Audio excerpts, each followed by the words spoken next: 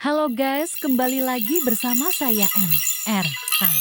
Semoga kalian semua sehat walafiat dan bahagia. Selalu bantu saya dengan cara subscribe, like, dan komen.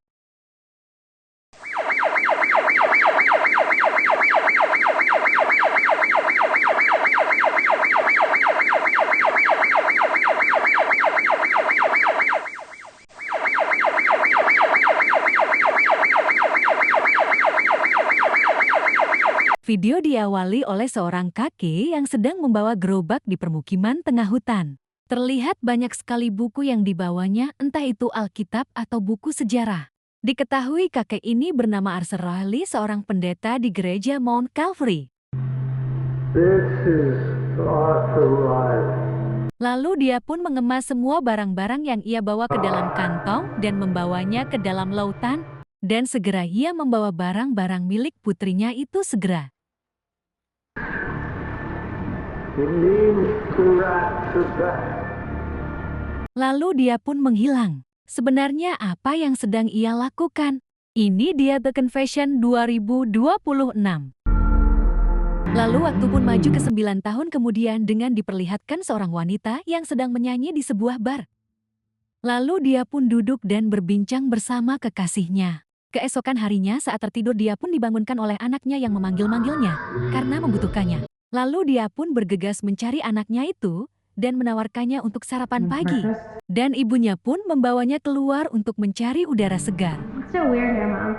Anaknya pun menjelaskan bahwa Day tidak suka tinggal di sini, ingin kembali ke California. Mereka pun menghampiri kambingnya yang bernama Samus.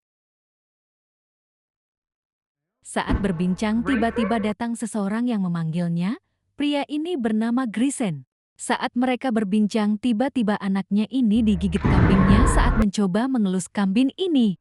Lalu mereka pun segera membawanya ke rumah sakit segera. Don't need anything, okay?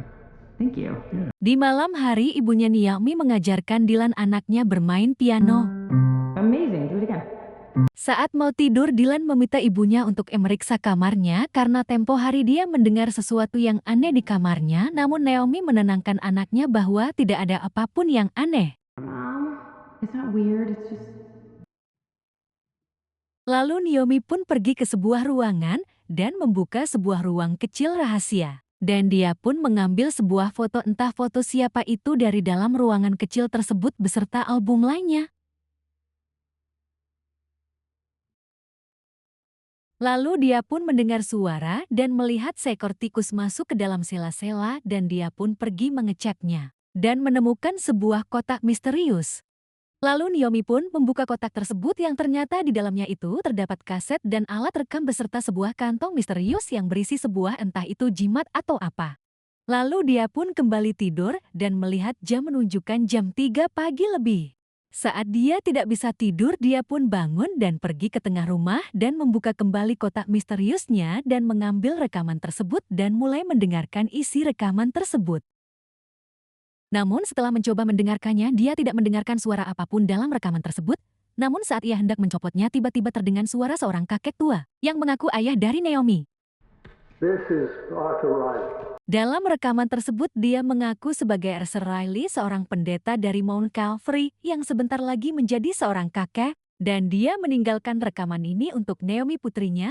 Dia memberitahu bahwa jika tikus-tikus ini kembali maka waspadalah. Entah apa yang dimaksud. Kemudian kakek itu melanjutkan rekaman dengan mengakui dosa besar dengan membunuh seseorang bernama Roscoe, dan dia menguburkannya sekitaran sini.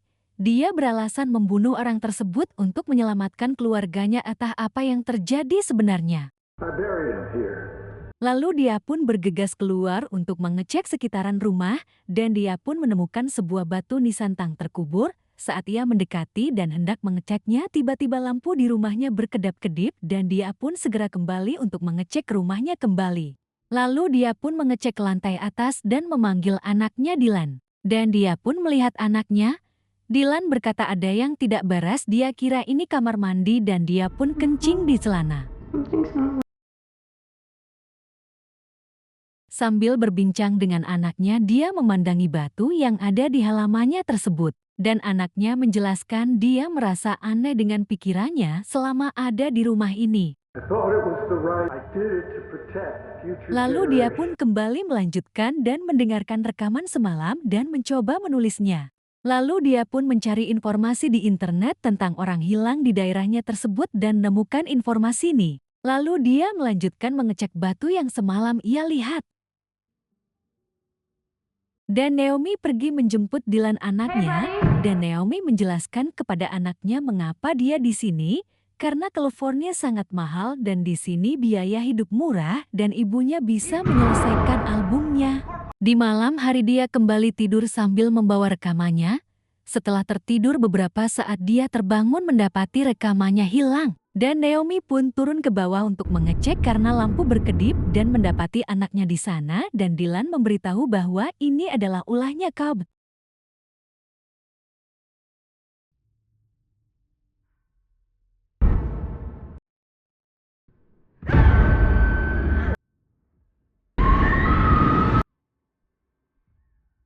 Untungnya semuanya adalah mimpi. Saat dia mencari informasi lanjutan, dia mendapatkan seseorang, entah itu temannya atau siapa. Kemudian dia langsung menelponnya dan mengajaknya bertemu dan bercerita masa lalu tentang bagaimana kejadian kecelakaan di masa lalu. Naomi pun menceritakan rekaman ayahnya yang membunuh Royce Cobb. Kembali ke Dylan, di waktu yang sama, dia terbangun di malam hari dan bergegas keluar. Entah apa yang Dylan lakukan malam itu, karena waktu beralih ke esokan pagi harinya. Ketika Naomi melihat ke belakang, anaknya pun sudah tidak ada di meja makan. Saat itu ada seseorang datang ke rumahnya bersama anaknya Cobb, dan Naomi mengajaknya berbincang. Ternyata anaknya Cobb itu wanita yang memanggilnya di sekolahnya Dylan tempo dulu. I was bugging me that day in town. I just never seen a star before. Wanita ini menceritakan tentang keluarganya, khususnya ayahnya, kepada Naomi dan memperlihatkan fotonya kepada Naomi.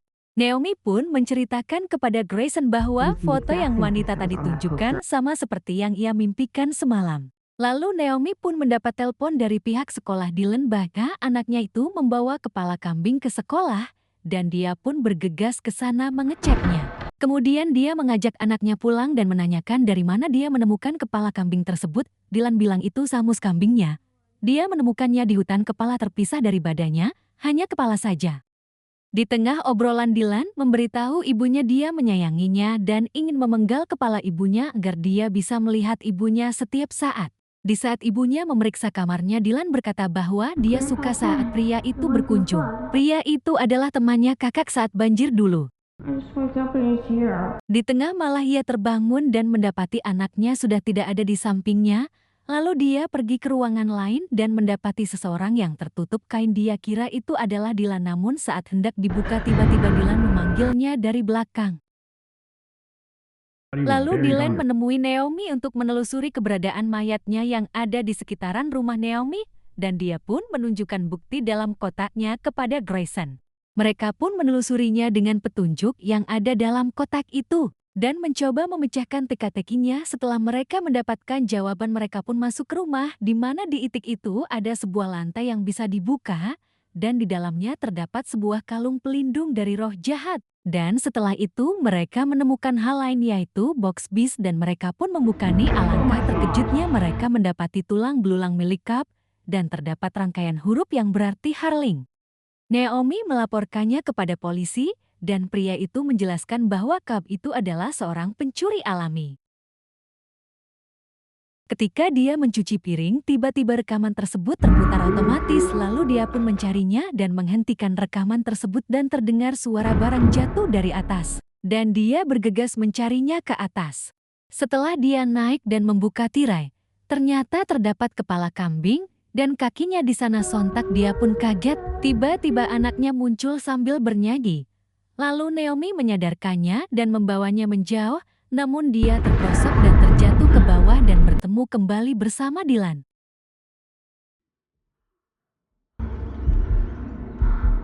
Keesokan harinya, dia mencoba menghubungi Harling atas petunjuk dari tulang kemarin yang ia rangkai hurufnya.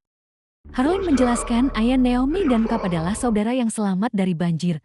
Korban dari danau yang pemerintah bangun namun tidak mendapat ganti rugi, dan Cobb datang kepada ayah Naomi untuk meminta pertolongan karena ada makhluk yang ia tak kuasai. Setelah Cup meninggal, ayah Naomi takut arwah ini mencelakakan anak-anak dan keluarganya. Dan Harling meminta Naomi untuk mengawasi anaknya dan ia akan datang.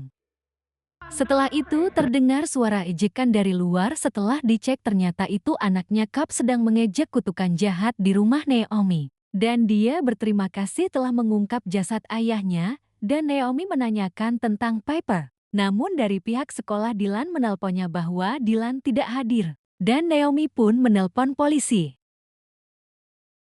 Polisi sudah menanyakan kepada pihak yang dicurigai namun menyingkalnya. Dan polisi pun memberi alibi bahwa mungkin Dylan kabur bersama Nathan dan mungkin akan segera kembali. Saat dia melihat keluar, dia melihat sesuatu dikerubutin lalat dan setelah didekati itu adalah bangkai binatang, lalu ia melanjutkan pencarian bersama polisi.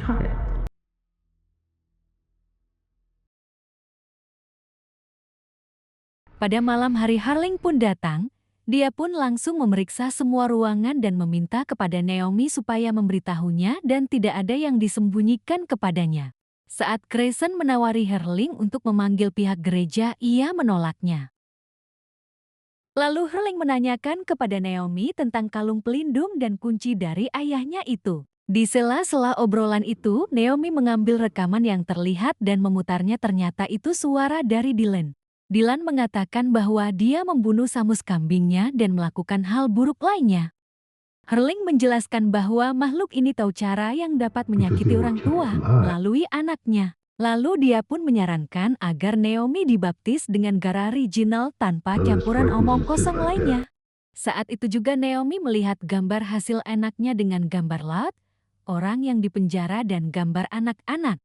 Dan mereka pun bergegas ke tengah hutan untuk mencapai sungai di sana untuk membaptis Naomi di sana. Setelah terbangun, dia sudah berada di dimensi lain dan mendapati Harling dan Grayson tidak ada di sana. Lalu dia memasuki hutan itu dan mendapati rumahnya yang berada di dimensi lain. Dan dia pun membuka pintunya dengan kunci peninggalan ayahnya dan memasuki rumah itu yang sangat mencekam. Dengan TV yang menyala, dia lalu melihat sebuah koran di atas kuri dan dia membacanya. Saat dia memanggil anaknya, tiba-tiba ada suara dan menuntunnya ke suatu ruangan di mana Dylan dikurung. Sebelum masuk lebih jauh, tiba-tiba ada pria gemuk datang dan membuka pintu untuk seseorang dengan menanyakan apakah semua orang di sini sudah pergi agar dia bisa membanjiri desa tersebut. Naomi pun melihat keluar dan melihat mereka sudah pergi menggunakan 2 mobil. Ia pun segera masuk untuk mencari anaknya Dylan.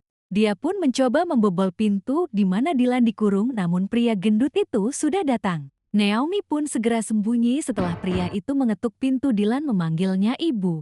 Saat itu juga Naomi menghajar pria itu dan terjadilah baku pukul. Setelah pria itu dikalahkan, Naomi langsung membuka pintunya dan bertemu Dylan dan dia menyuruh anak-anak yang lain segera berlari. Namun Naomi tertangkap dan dia pun pingsan. Setelah tersadar, dia pun berlari ke tengah hutan untuk menyusul anaknya ke laut. Naomi pun langsung menabrak pria gendut itu dan terjadi perkelahian di dalam air.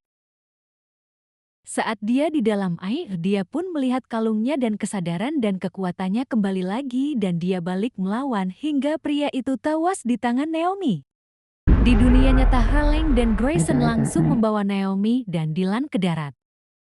Saat sadar, dia mendapati dirinya di dunia kembali, lalu ia pun bangun dan menuju keluar. Di sisi lain, Dylan pun terbangun dan langsung mencari ibunya. Entah kenapa Naomi ikut bersama orang-orang yang nampak terpengaruh oleh roh jahat berjalan bersama menuju laut.